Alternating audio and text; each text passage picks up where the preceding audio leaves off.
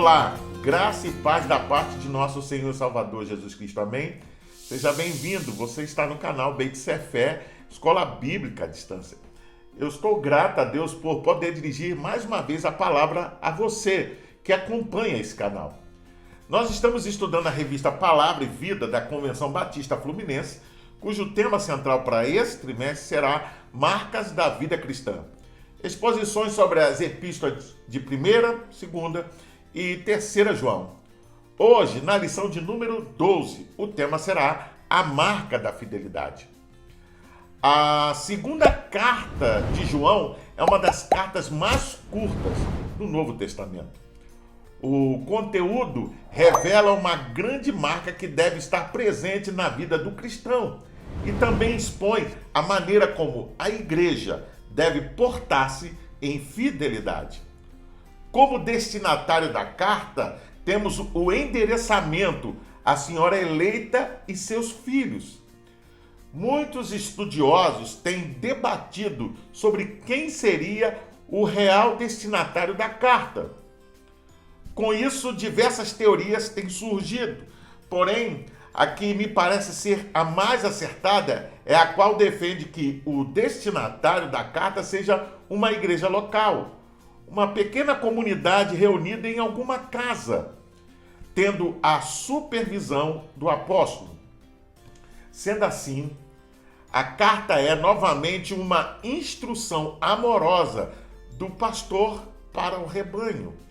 Nela, João enfatiza a fidelidade e os perigos que a igreja estava correndo ao permitir que falsos mestres pudessem introduzir ensinos deturpados, corromper os cristãos e desviar alguns da igreja. Vamos ler a Bíblia em 2 João, capítulo 1, verso 8 e 9. Tenham cuidado para que vocês não destruam o fruto do nosso trabalho. Antes, sejam recompensados plenamente. Todo aquele que não permanece no ensino de Cristo, mas vai além dele, não tem Deus. Quem permanece no ensino tem o Pai e também o Filho. Vamos orar? Pai, nós te louvamos e te agradecemos pelo privilégio e a oportunidade de estudar a tua palavra.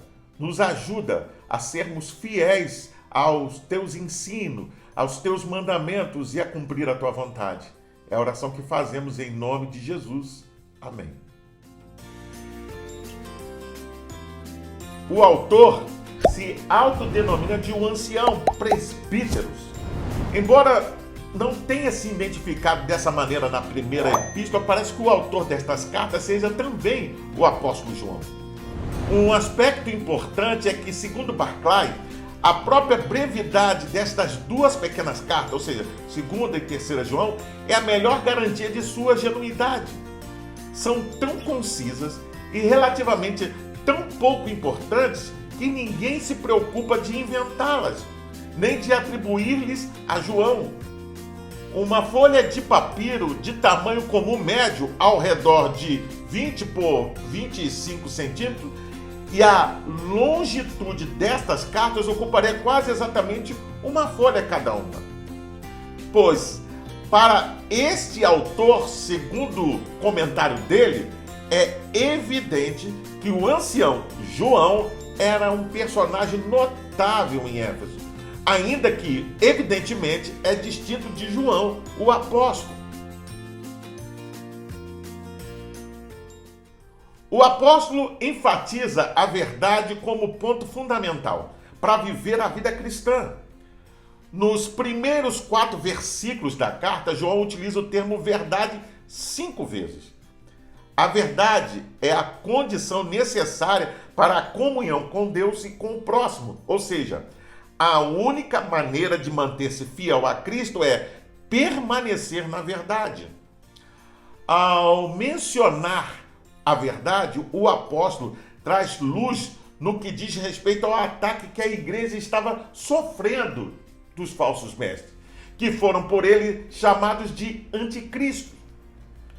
Esses mestres não eram agentes externos. Eles haviam saído de dentro da igreja e estavam pervertendo a doutrina, desacreditando o testemunho dos apóstolos, os ensinos de Cristo e até mesmo sua encarnação. Por isso, João enfatiza que os cristãos são aqueles que conhecem a verdade, verso 1. Por causa da verdade permanece, verso 2. Estão na verdade, verso 3. E andam na verdade, verso 4. Vamos ler a Bíblia em 2 João capítulo 1, verso 1 ao 4. O presbítero, a senhora eleita e aos seus filhos, a quem amo na verdade. E não apenas eu os amo, mas também todos os que conhecem a verdade. Por causa da verdade que permanece em nós e estará conosco para sempre.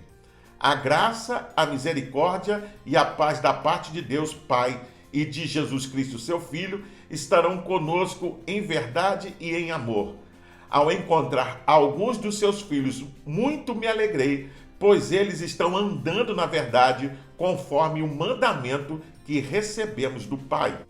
O comentário do Novo Testamento Barclay diz que na igreja a qual João está escrevendo, há coisas que alegram seu coração, mas há também aquelas que o entristecem.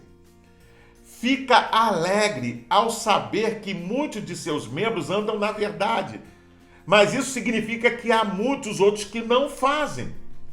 Quer dizer, dentro da igreja há uma evidente divisão, porque há aqueles que escolhem caminhos diferentes. Para todas essas preocupações, João não tem mais que um remédio: o amor. Não se trata nem de uma solução nova, nem de um mandamento novo.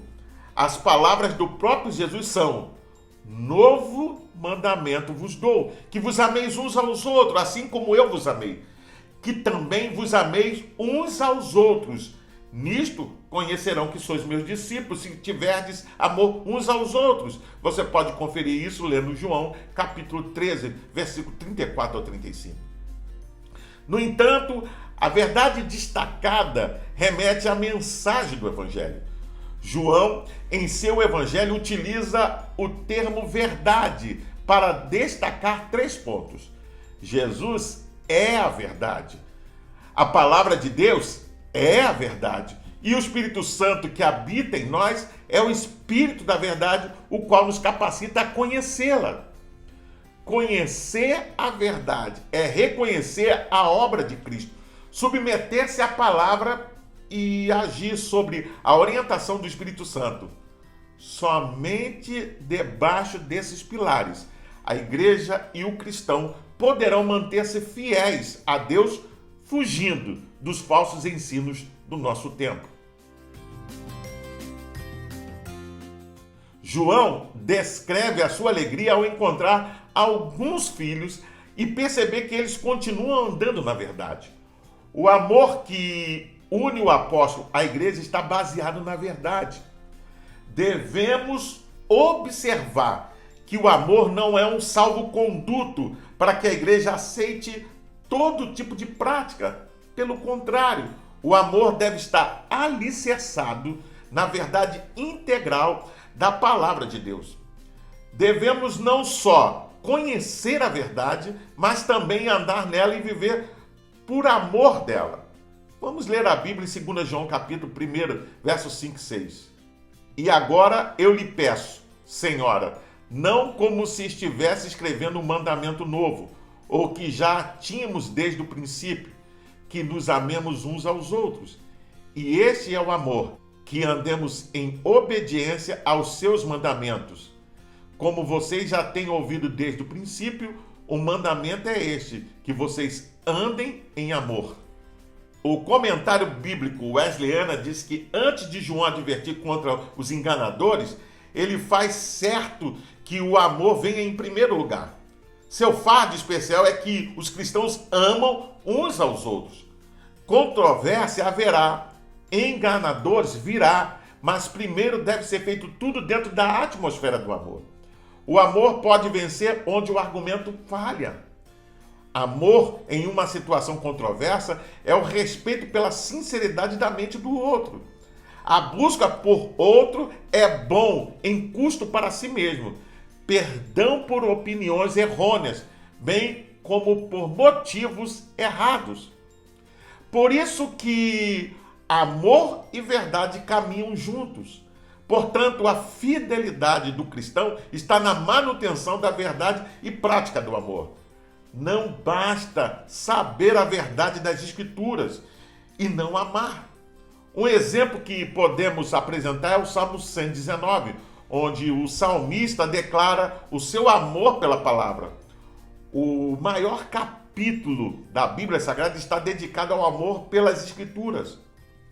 John Stott diz que devemos evitar a perigosa tendência para o extremismo, dedicando-nos a uma dessas virtudes à expensa da outra.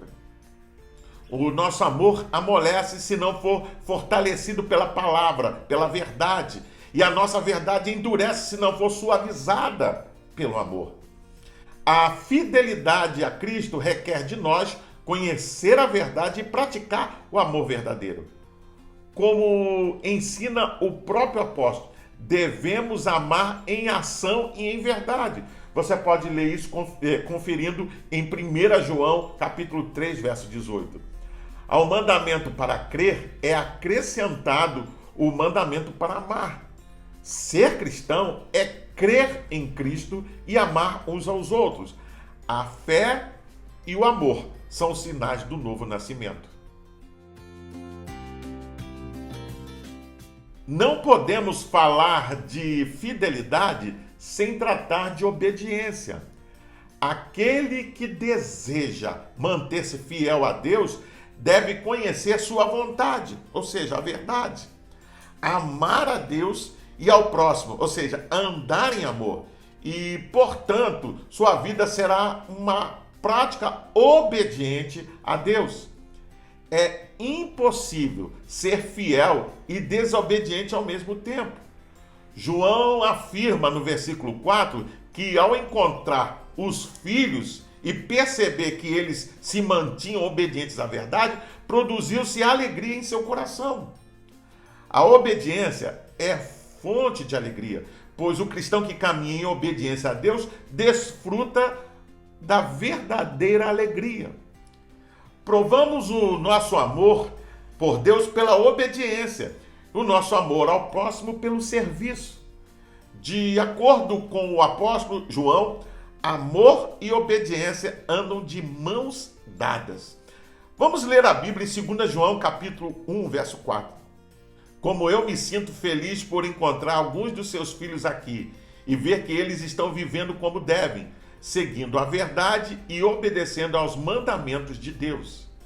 O comentário bíblico wesleyana diz que o coração de um pastor sempre se alegra quando observa a obediência a Deus nas pessoas para as quais ele é responsável. Um líder dos pais ou igreja encontra suas maiores alegrias na aprendizagem da fidelidade a Deus por parte dos seus filhos. Muitos são rebeldes na juventude aos comandos e regras da igreja. Mas esses jovens caminharam na verdade, de acordo com o mandamento de Deus. Esta obediência cumpre o mandamento de crer em Cristo e amar uns aos outros. Por fim, William Barclay, em seu comentário do Novo Testamento, nos diz que temos que lembrar da situação, pois houve uma época em que a fé dos cristãos poderia ter sido afogada e destruída pelas especulações dos hereges com sua pseudo-filosofia. A própria existência da fé estava em perigo. Foi uma situação de perigo que não tem paralelos na civilização ocidental. A igreja não ousava nem sequer parecer que contemporizava com essa destruidora corrosão da fé. E não obstante, citando novamente C.H. Dodd, uma tolerância muito indulgente nunca pode ser suficiente.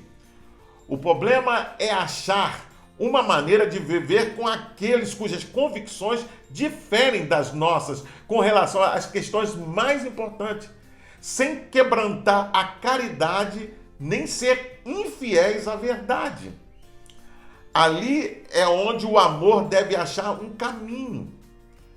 A melhor maneira de destruir a nossos inimigos, disse a Abraham Lincoln, é convertê-los em nossos amigos. Nunca devemos contemporizar com os mestres do erro, mas jamais estaremos livres, veja bem, da obrigação de procurar conduzi-los à verdade. Desta maneira, João finaliza a sua carta. Desta forma, a ênfase da carta estava na necessidade de manter-se alerta para que, assim, continuassem fiéis a Cristo e, como verdadeiros cristãos, evitassem que os falsos mestres tivessem espaço em seu meio sob a pena de ver muitos se desviarem. Devemos hoje manter essa mesma atitude, tendo ainda mais cuidado com o crescimento de mestres virtuais, os quais, descompromissados com Cristo e com a igreja, embora tenham saído do nosso meio, tentam criar novas doutrinas. Para pensar e agir, o que representa manter-se fiel à verdade? E de que maneira você se relaciona com a verdade? Em conhecimento ou à distância? Pensando acerca da prática do amor, ser a única maneira de caminhar fielmente a Deus, quais seriam os atos, as atitudes que você precisa rever? Em meio a inúmeras novidades, as quais tentam mudar ou adequar a verdade, você pode afirmar que caminha em obediência? Eu convido você a fazer a leitura diária, que vai de segunda até domingo, onde você vai encontrar diversos textos que vão te ajudar a entender e a compreender melhor essa lição. Você pode também baixar a revista Palavra e Vida da Convenção Batista Fluminense. Basta acessar o link que vai estar na descrição desse vídeo. Você entra, se cadastra e baixa para o seu tablet, celular ou computador. E não só vai poder rever essa lição, mas acompanhar as futuras lições. Pois bem, eu sou o pastor Carlos Guerra e você está no canal Beit Sefé, Escola Bíblica à Distância. Hoje nós estudamos a lição de número 12 e o tema foi a marca da fidelidade. Gostaria ainda de deixar uma palavra de recomendação a todos aqueles que assistem o canal, que participam e ainda não frequentam uma igreja cristã. Procure uma igreja batista perto da sua casa e faça uma visita, sem dúvida você vai ser bem recebido. Caso não haja, procure uma igreja cristã que tenha compromisso com a pregação genuína da palavra de Deus. Para se inscrever, é rápido, é fácil, basta clicar aqui embaixo. Então gostei, faça um comentário sobre a lição, deixe a sua opinião e acione também o sininho para receber as futuras notificações. Compartilhe com seus contatos nas suas redes sociais para que mais e mais pessoas tenham acesso ao conteúdo desta lição. Você pode também ouvir essa lição acessando o podcast de sua preferência. Até o próximo encontro. Fique na paz. Deus te abençoe.